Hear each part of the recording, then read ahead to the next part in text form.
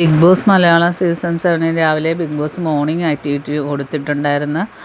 നിങ്ങൾ ഇവിടെ നിന്ന് ഇറങ്ങിക്കഴിഞ്ഞാൽ ആദ്യം ആരെയാണ് വിളിക്കുന്നതെന്ന് ചോദിച്ച് അങ്ങനെ ഓരോരുത്തരും മോർണിംഗ് ആക്ടിവിറ്റി ചെയ്യുന്നിടക്ക് അനിമോൾ ഓടി കരഞ്ഞുകൊണ്ടോടി വാഷ്റൂമിൽ പോകുന്നുണ്ട്.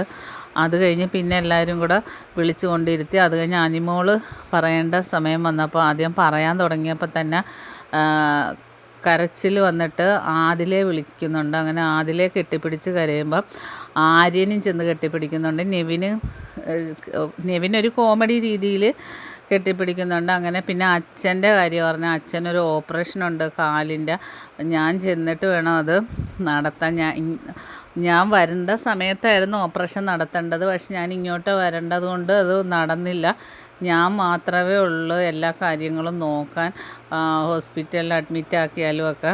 അതുകൊണ്ട് അച്ഛൻ്റെ കാര്യത്തിലാണ് എനിക്ക് വിഷമം. അതുകൊണ്ട് ആദ്യം ഞാൻ വിളിച്ചാൽ പുറത്തെങ്ങനെയാണ്, എനിക്ക് നെഗറ്റീവാണോ പോസിറ്റീവാണോ എന്ന് ഞാൻ ചോദിക്കില്ല.